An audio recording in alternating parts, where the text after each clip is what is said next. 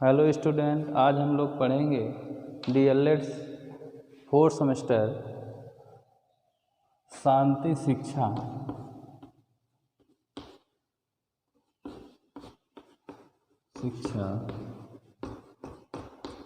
एवं सतत विकास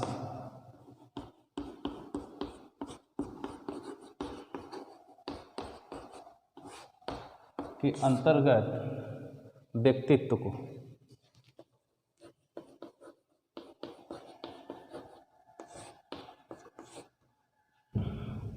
कल हम लोग पढ़े थे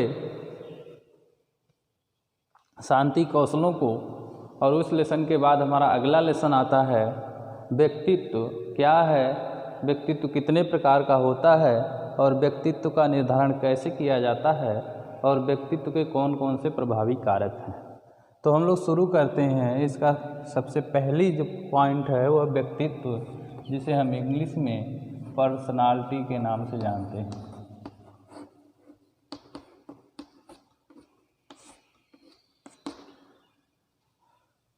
ये जो पर्सनालिटी शब्द है यह लैटिन भाषा के पर्सोना से बना हुआ है।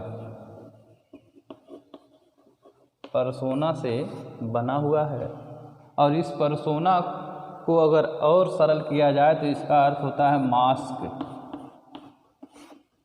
मास्क का अर्थ है मुखौटा। मुखौटा तो मुखौटा से व्यक्तित्व कैसे संबंधित हुआ? जैसा कि आप लोग जानते हैं, जब नाटक वगैरह किया जाता है तो नाटक के रोल के लिए बहुत पहले लोग मास्क मुखौटा लगा करके उसका किरदार निभाते थे। जैसे राक्षस का जो है रोल करना है तो राक्षस का एक मुखौटा आता है और मुखौटा लगा करके वह नाटक किया जाता है। तो यह मान लिया जाता है कि उस व्यक्ति के अंदर उस राक्षस का जो है व्यक्तित्व समा गया है। तो यहीं से ये मास्क और मुखौटा पर्सनालिटी के रूप में विकसित हुआ, जिसे हम आज व्यक्तित्व के रूप में जानते हैं। अब इस व्यक्तित्व से संबंधित कुछ परिभाषाएं हम लोग पढ़ते हैं। आखिर ये व्यक्तित्व है क्या?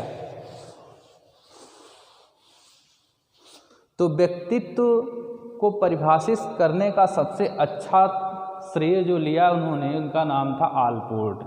तो सबसे पहले आलपोर्ट की परिभाषा को ही पढ़ते हैं।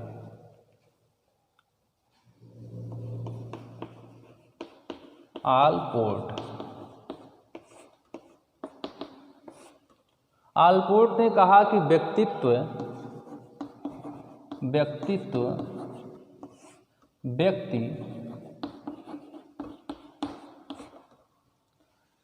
की उन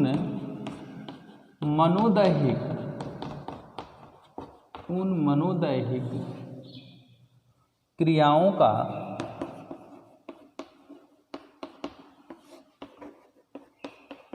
गत्यात्मक या गतिशील संगठन है। गत्यात्मक या गतिशील संगठन है जो वातावरण के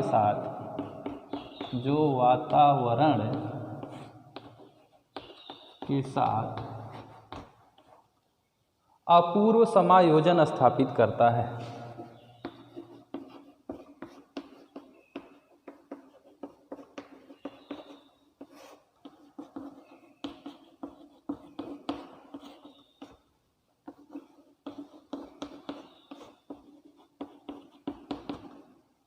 तो क्या कहा इन्होंने? व्यक्तित्व व्यक्ति की उन मनोदैहिक क्रियाओं का गत्यात्मक या गतिशील संगठन है जो वातावरण के साथ अपूर्व समायोजन स्थापित करता। अभी इनकी परिभाषा को हम समझेंगे क्या है। थोड़ा और परिभाषाएं लिख देते हैं। रैक्स की परिभाषा है समाज द्वारा मान्य तथा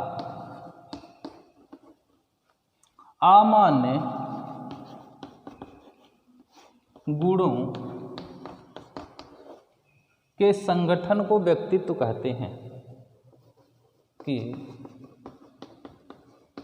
संगठन को व्यक्तित्व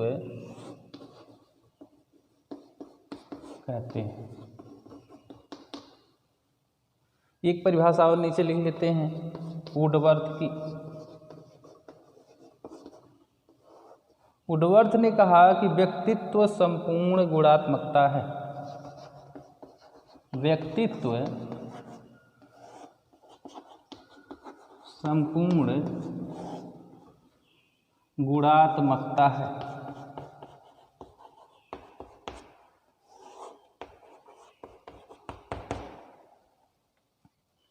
इन परिभाषाओं को समझते हैं, उसके बाद एक आध दो परिभाषाएं और देखेंगे।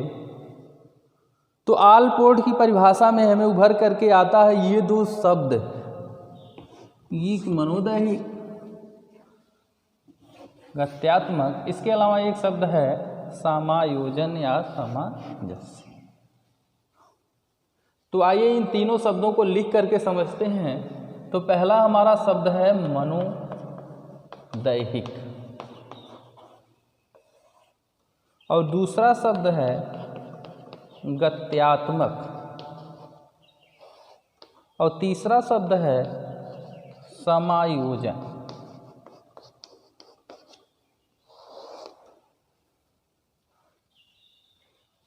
तो आपको ये तीन शब्द जो है आलपोर्ट की परिभाषा में दिखाई दिए, मनोदैहिक, गत्यात्मक और समायोजन। ये क्या बता रहे हैं? पहला शब्द है मनोदैहिक, अगर इसे अलग किया जाए तो मन और देह दो शब्द बनेंगे, मन और देह। तो देह का अर्थ क्या है? हमारे शरीर से।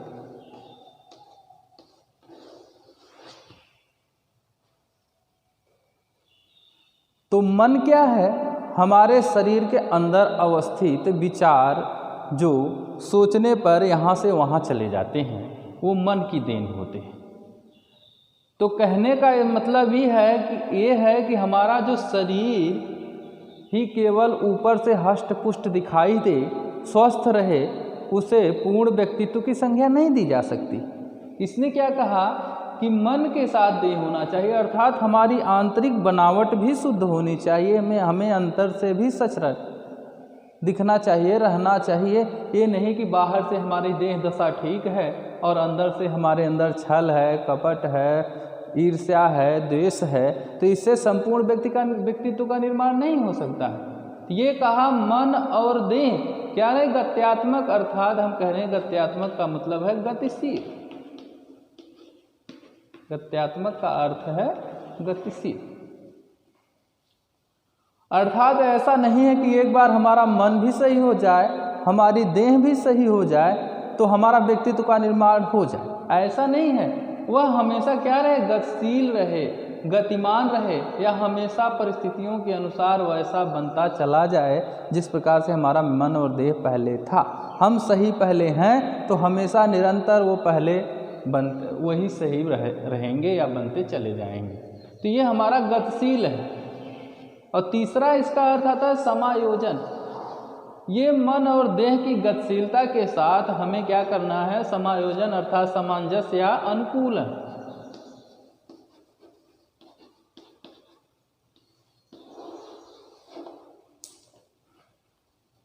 अब लेकर के हम इस समायोजन की इसी परिभाषा में आते हैं। तो इसका परिभाषा है व्यक्तित्व व्यक्ति की उन मनोदैहिक क्रियाओं का गत्यात्मक संगठन है जो वातावरण के साथ अपूर्व समायोजन स्थापित करता है। ये कह रहा है कि मनुष्य की देह और मन जो क्रिया करता है, देह और मन दोनों स्वस्थ होने चाहिए और वह क्रियाओं के माध्यम से एक गतिशील दिशा प्रदान करने के लिए होने चाहिए। ये नहीं कि आज हम अच्छे हैं तो कल बुरे हो जाएं, ऐसा नहीं है।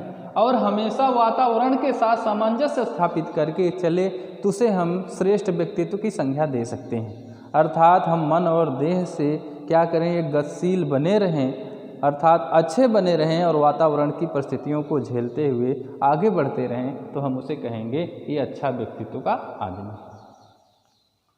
दूसरी परिभाषा पर आते हैं रेस्क की, समाज द्वारा मान्य और अमान्य गुणों। ये दो शब्द इसके हैं, मान्य और अमान्य। रेक्स की परिभाषा में हमारे जो दो शब्द निकल करके आए, एक मान्य और दूसरा अमान्य। अर्थात समाज उन्हीं गुणों को मान्य करता है जो हमारे अंदर अच्छे हैं और उन गुणों को नकार देता है जो हमारे अंदर बुरे हैं। तो अर्थात कहने का मतलब हर मनुष्य के अंदर अच्छे और बुरे गुण रहते हैं, अर्थात अच्छे और बुरे गुणों का योग ही क्या है, व्यक्तित्व है, ये कहना है रैस का। तभी तो हम किसी आदमी को अच्छा कहते हैं, किसी आदमी को बुरा कहते हैं।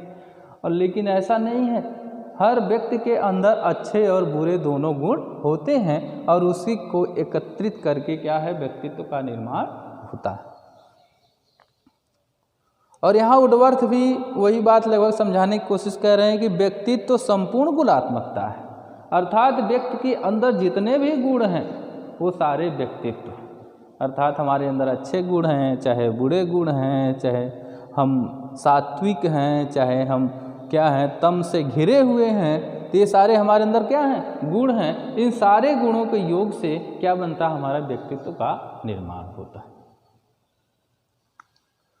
तो हमने क्या समझा आल्पोर्ट की परिभाषा से कि व्यक्ति का केवल मन ही शुद्ध नहीं, केवल शरीर ही शुद्ध नहीं होना चाहिए, उसका मन भी शुद्ध होना चाहिए, बल्कि उसे सजा संवा करके रखे और परिस्थितियों के अनुसार समाज स्थापित कर सके, अनुकूलन स्थापित कर सके, परिस्थितियों के अनुसार अपने आप को ढल सके। रैस ने कहा कि समाज जिन गुणों को मान्य करता है या मान्यता प्रदान करता है और जिन गुणों को अमान्य करता है अर्थात मान्यता प्रदान नहीं करता है, ऐसे गुणों को इकट्ठा करके ही व्यक्तित्व का निर्माण होता है। वुडवर्थ ने कहा कि व्यक्ति के अंदर जितने भी गुण हैं वह व्यक्तित्व के ही लक्षण हैं। तो आगे चलते हैं और देखते हैं एक आध दो और परिभाषाएं इसकी।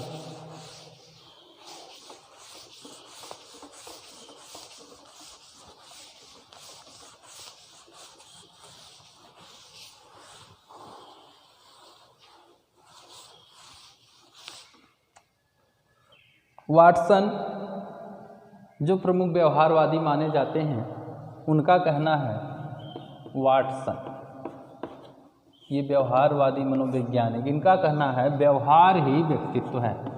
क्योंकि व्यवहारवादी हैं इसलिए व्यवहार को प्रमुख करेंगे, व्यवहार ही व्यक्तित्व है।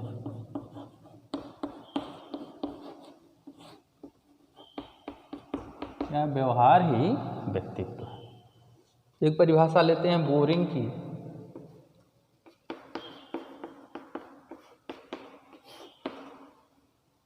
इन्होंने कहा वातावरण के साथ अपूर्व एवं अस्थायी समायोजन ही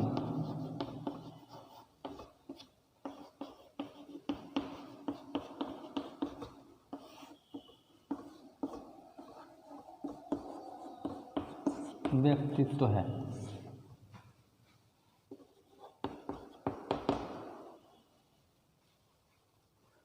अब वाटसन क्या करें, व्यवहार ही व्यक्तित्व है, अर्थात मनुष्य जो भी कार्य करता है और कार्य करने में उसकी आदतें उस व्यवहार को इंगित करती हैं कि किस तरीके से वह क्रियाओं को करता है, किन किन आदतों का निर्माण करके वह उस क्रिया को कर रहा है जो उसके व्यवहार के अंतर्गत आता है। तो अर्थात हम एक दूसरे के साथ जैसा व्यवहार करते हैं उसी प्रकार से उसके व्यक्तित्व का निर्धारण किया जाता है। तभी तो वाटसन ने कह दिया कि व्यवहार ही व्यक्तित्व है। एक दूसरे से मिलजुल रहे हैं तो कैसे मिल रहे हैं, कैसे उसके साथ बातचीत कर रहे हैं, किस प्रकार से उसके साथ रहना चाहिए, उन सभी के गुणों के योग को हम क्या कर सकते हैं, व्यक्तित्व कह सकते हैं। अब बोरिंग कह रहे हैं, बोरिंग एवं लैंगफील्ड नाम आता है एक साथ, बोरिंग एवं लैंगफील्ड ये कह रहे हैं कि वातावरण के साथ अपूर्व एवं अस्थायी समायोजन ही व्यक्तित्व है। अर्थात कहने का मतलब जब जब वातावरण बदले तब तक हम क्या करें, उस वातावरण से अनुकूलता बनाए रखें या वातावरण के अनुसार ढलने की कोशिश करें। जब हम वातावरण के विरुद्ध जाते हैं तो एक तरह से हमारे व्यक्तित्व का क्षीण होता चला जाता है। अर्थात हम वातावरण के साथ क्या करें, मिलजुल करके और उस प्रकृति के अनुसार ढलते हुए चले जाएं, इसे कहेंगे हम अच्छे व्यक्तित्व का मनुष्य। तो हमने क्या पढ़ा, इन सारी परिभाषाओं से, चाहे आल्पोर्ट की परिभाषा हो जिसमें उन्होंने मन और देह और गत्यात्मक और समायोजन जैसे शब्दों का प्रयोग किया, चाहे आप रैक्स की परिभाषा देखें मान्य और अमान्य गुणों के संगठन का, किया, चाहे आप वुडवर्थ की परिभाषा देखें, चाहे आपके वाटसन की, तो इन सब के कहने का मतलब ये है कि व्यक्ति को केवल शरीर से ही हष्ट पुष्ट दिखना नहीं चाहिए, बल्कि उसका मन भी साफ होना चाहिए, तब जा कर के हम उसमें अच्छे व्यक्तित्व का निर्माण कर सकते हैं, वह अच्छा व्यक्तित्व माना जा सकता है। इसके अलावा एक परिभाषा याद की, इसको देख लेते हैं, वैलेंटाइन की परिभाषा।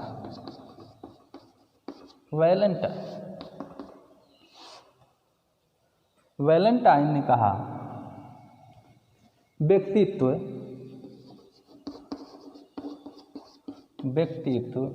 जन्मजात एवं अर्जित प्रवृत्तियों का योग है। जन्मजात एवं अर्जित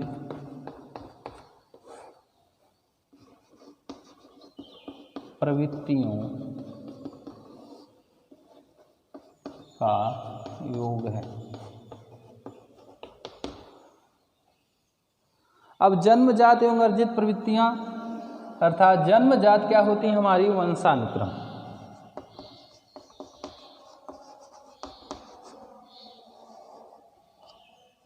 अर्जित कहाँ से करते हैं हम?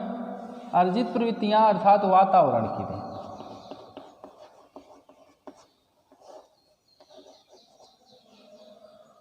अर्थात हमारे माता पिता के द्वारा दिए गए गुण और इस समाज या शिक्षण अधिगम और इस समाज के द्वारा प्राप्त किए हुए गुणों के योग को हम क्या कहते हैं?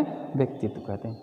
तो इसका कहने का मतलब हमारे माता पिता में कुछ गुण होते हैं जो हमें ट्रांसफ़र होते हैं, जिसे हम क्या करते हैं? वंशानुक्रम कहते हैं, जो पीढ़ी दर पीढ़ी चलता रहता है। और कुछ हमें वातावरण से वो गुण मिलते हैं, अर्थात वो प्रवृत्तियाँ या वह गुण जब एक साथ इकट्ठा हो जाते हैं तो उसे हम व्यक्तित्व कहते हैं। तो क्या सीखा हमने व्यक्तित्व में? यही सीखा, व्यक्तित्व है क्या? व्यक्तित्व संपूर्ण जीवन चलता रहता है या निर्माण होता रहता है व्यक्तित्व का। और हमने क्या सीखा? व्यक्तित्व केवल बाहरी बनावट नहीं है, बल्कि आंतरिक प्रवृत्तियों का भी योग है। और हमने क्या सीखा? व्यक्तित्व केवल सीखने से ही नहीं बनता है, बल्कि उसमें जन्मजात प्रवृत्तियां भी पाई जाती हैं। व्यक्तित्व हमने क्या सीखा? मनुष्य जो व्यवहार करता है, जो क्रियाएं करता है, जिससे उसका व्यवहार निर्धारित होता है, उससे व्यक्तित्व कहा जाता है। और हमने क्या सीखा व्यक्तित्व के अंतर्गत? कि हमारे अंदर जो गुण हैं वह निश्चित रूप से कहीं न कहीं इकट्ठा हैं, चाहे गुण हो चाहे अवगुण हो, जिसे समाज मान्यता प्रदान करता है, जिसे समाज अस्वीकार कर देता है। इन सभी के योग को हम क्या कहते हैं? व्यक्तित्व कहते हैं।